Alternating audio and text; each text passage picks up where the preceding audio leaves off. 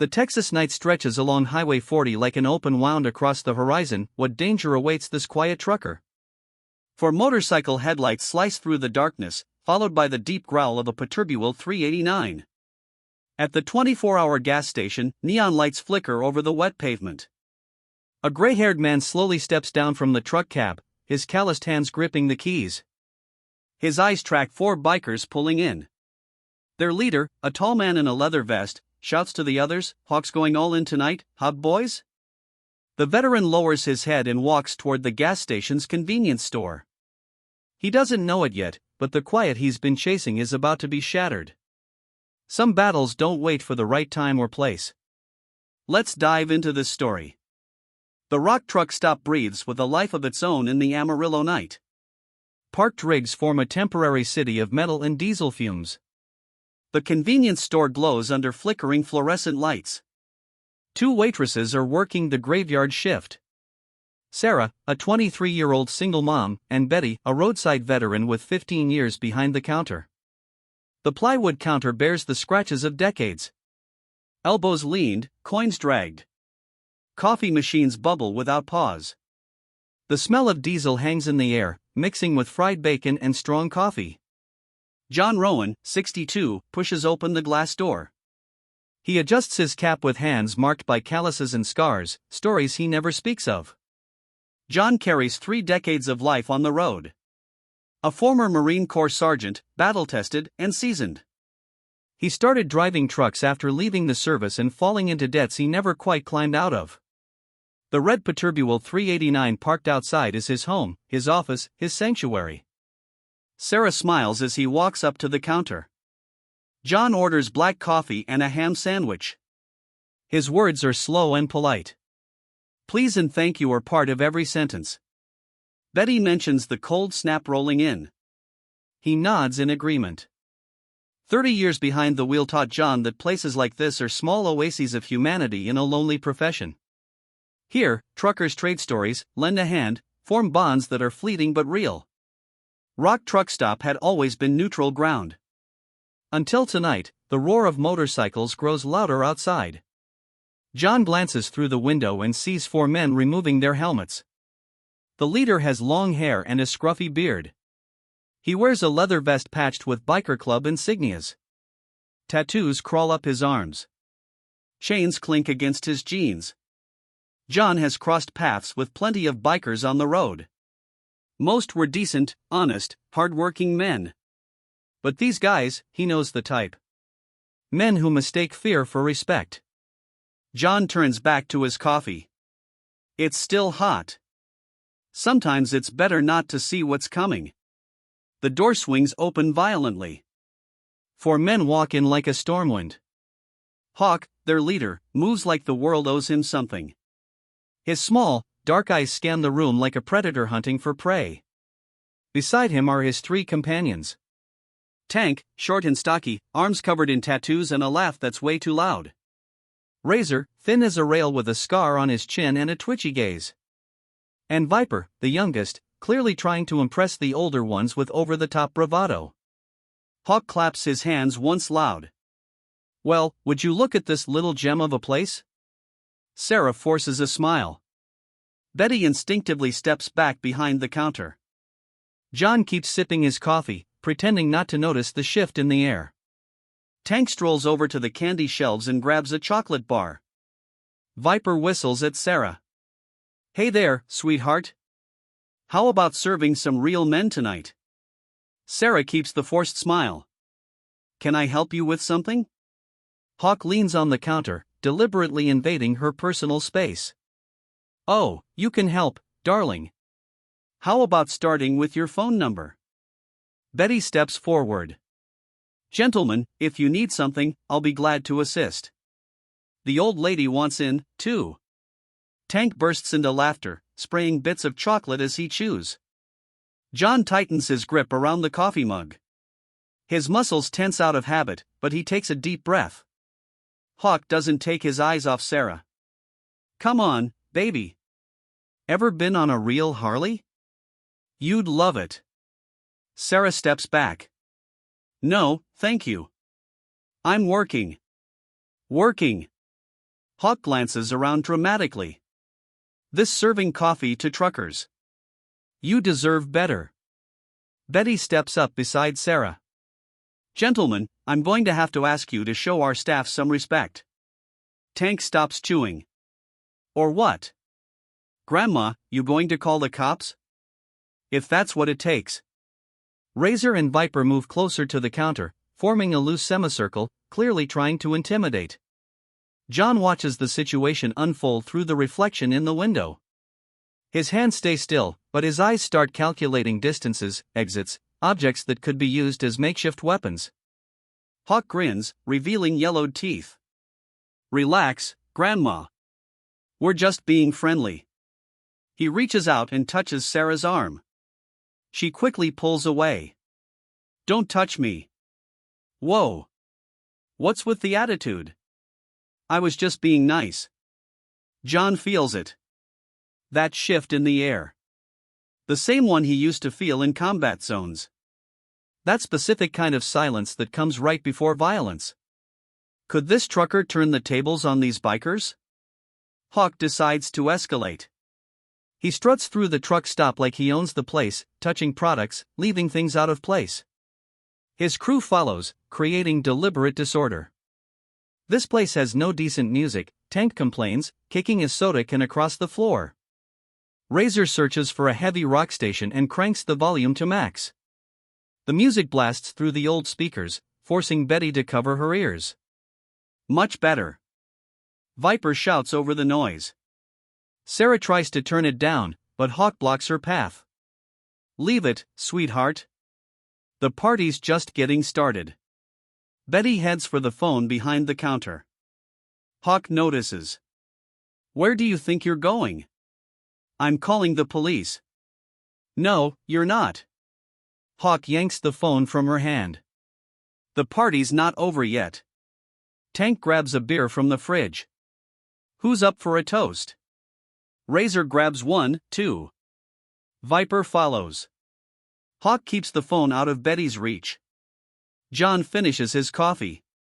He sets the mug down slowly on the counter, leaves some cash beside it, rises from his stool, and walks toward the door. Hawk finally notices him. Well, look who was hiding in the corner. He points at John.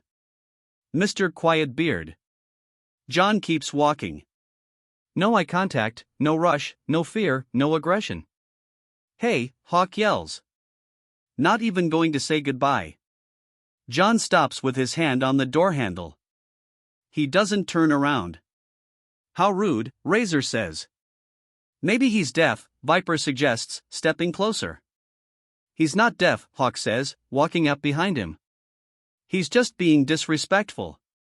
He slaps John hard on the shoulder. I'm talking to you, old man. John slowly turns.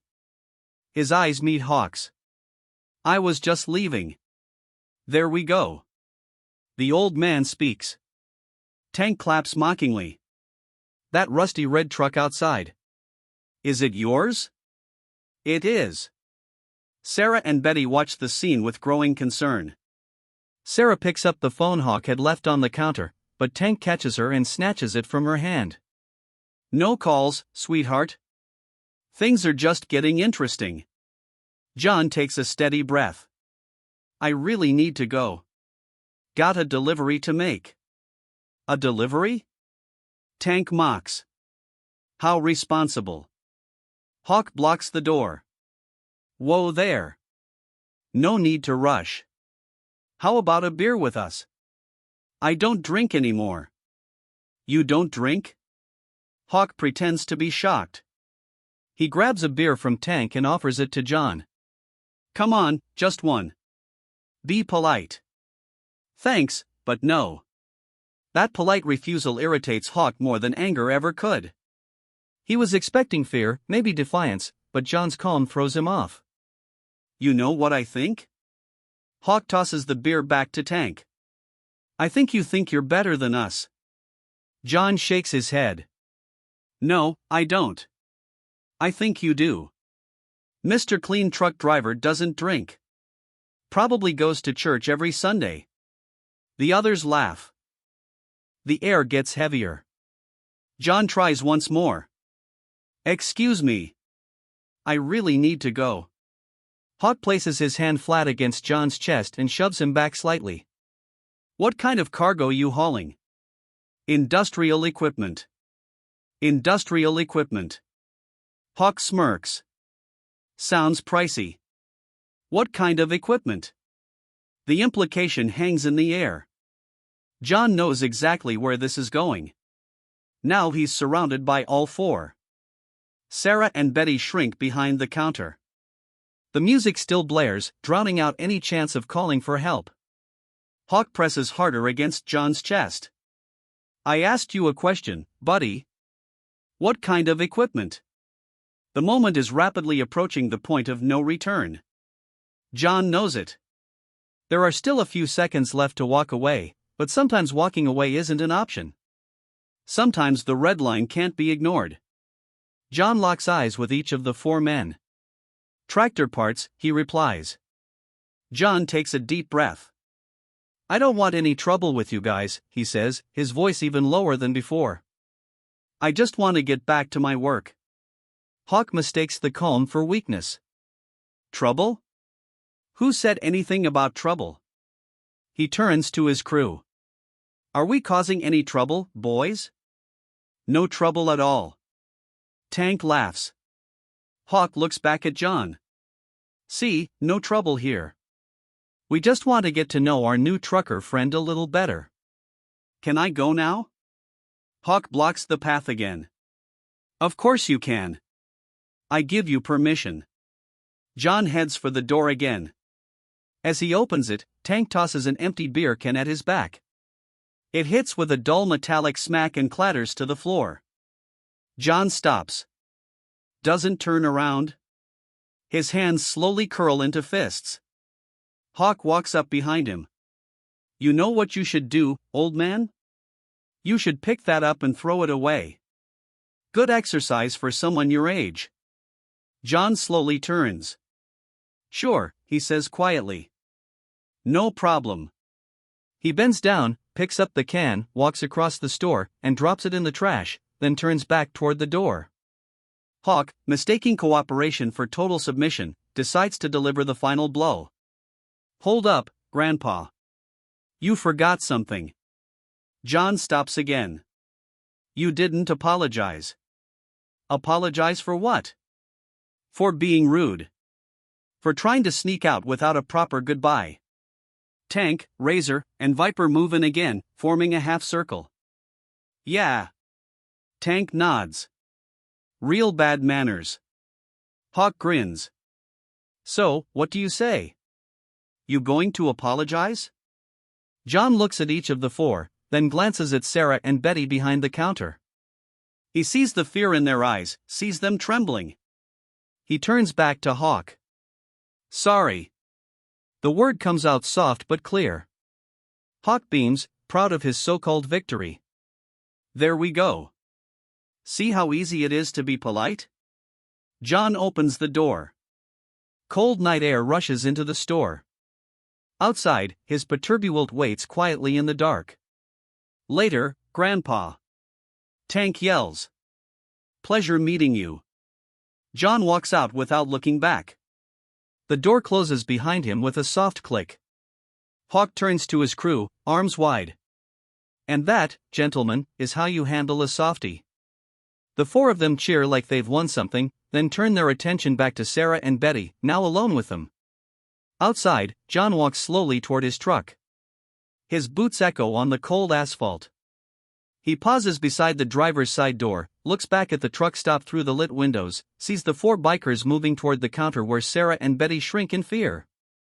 For 30 years on the road, John avoided trouble, kept to himself, minded his own business. But some things can't be ignored. Sometimes silence becomes complicity. Could this Marine turn the tide against these bullies? John walks to the side of the truck stop, gripping an M9 bayonet he always keeps tucked beneath his truck seat. There, tucked in the shadows, sit the four Harley-Davidsons. Powerful machines, each one worth more than he earns in several months on the road. He moves in quietly and slashes the tires on all four bikes.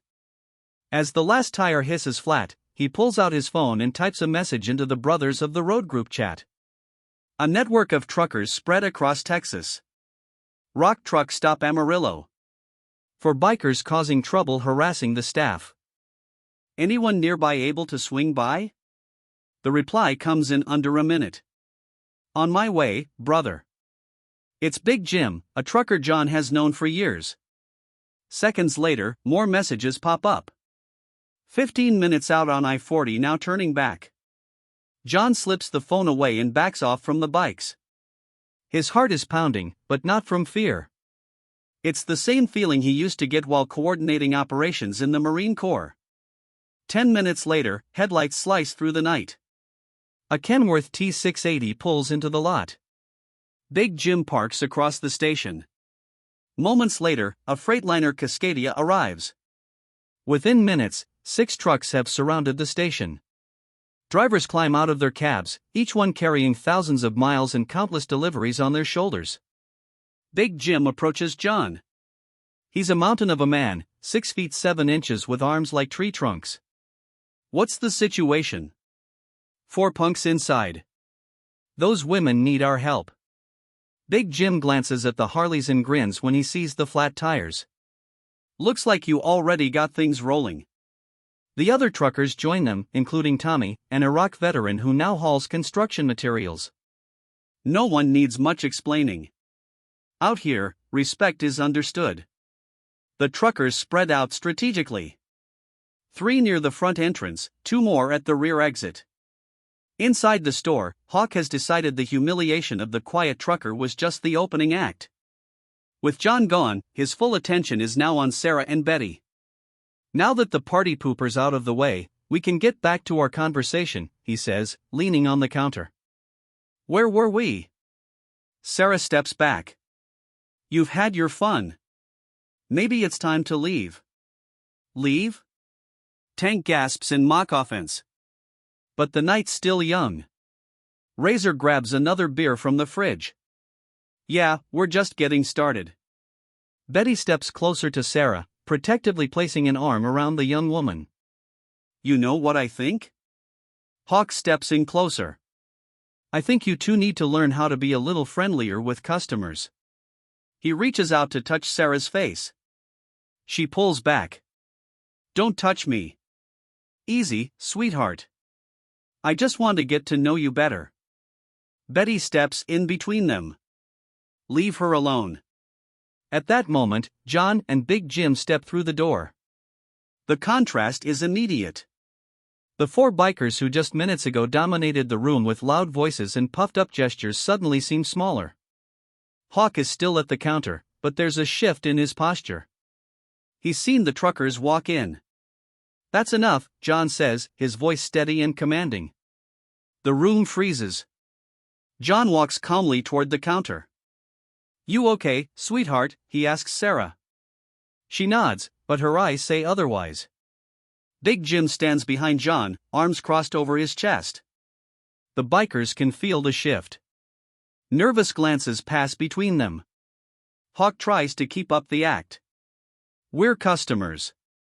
We can say whatever we want. Of course you can, John replies. And we can think you're just a bunch of cowardly idiots. Hawk steps toward John, but Big Jim moves too. His towering frame casts a shadow over half the store. You boys might want to head out, Big Jim suggests, voice low and calm, almost fatherly. Beautiful night for a ride. The bikers exchange looks. The math is easy. 4 against 7. But it's not just numbers. It's the difference between people who make trouble and people who end it. Hawk steps away from the counter. Yeah, it's about that time. Let's go, boys. They walk out single file. Outside they're met with a surprise. All 4 Harleys have flat tires. What the hell is this? Hawk shouts. Tank kicks his bike in frustration. Hawk looks around. The trucks now surround the station like wagons circling a camp. There's no way out that doesn't pass at least 2 of them. You can't do this to us. Do what? John asks. We just stopped in for coffee. No one did anything to you. The tires. What tires? John shrugs. Didn't see anyone messing with any tires. Did you guys? The other truckers shake their heads. Nope. Big Jim says, maybe you ought to check the quality of the tires you're buying. The humiliation is complete. The four bikers who rolled in like roaring lions now have to push their expensive, heavy machines out of the lot. They start pushing their bikes down the dark road. It's a pitiful sight. For men who thought they were intimidating, now sweating and struggling to move limp machines. As they disappear into the night, the truckers return to their rigs. Their job here is done. Big Jim shakes John's hand. If you ever need anything, just holler. Thanks, brother. One by one, the trucks roll out. Soon, everything is back to normal. The waitresses return to work. Their smiles easier, their shoulders lighter. John pays for another coffee and a sandwich to go. Before leaving, he walks over to Betty. Thanks for taking good care of the drivers who pass through here. What you do matters. She smiles and thank you for taking care of us. Outside, John glances one last time toward the road. In the distance, he can still see four silhouettes pushing their bikes into the darkness. He climbs into the Peterbilt and starts the engine. As he pulls out of the lot, one thought stays with him. Sometimes life puts us in a moment where we have to choose. Comfortable silence or necessary action. Ahead of him, the road stretches endlessly under the stars. And beneath those same stars, there are people who stand up when it counts. Not for themselves, but for those who need protecting when justice calls. Ordinary people doing extraordinary things day after day with no need for applause or recognition. People who guard the innocent. And because of them, the world remains a place worth living in. If you enjoyed this story, let us know what you thought in the comments. And please click the like button and subscribe to Graceful Valor Stories so you don't miss the next. Subscribe to Graceful Valor Stories, where quiet strength is celebrated, and every hero story finds a voice.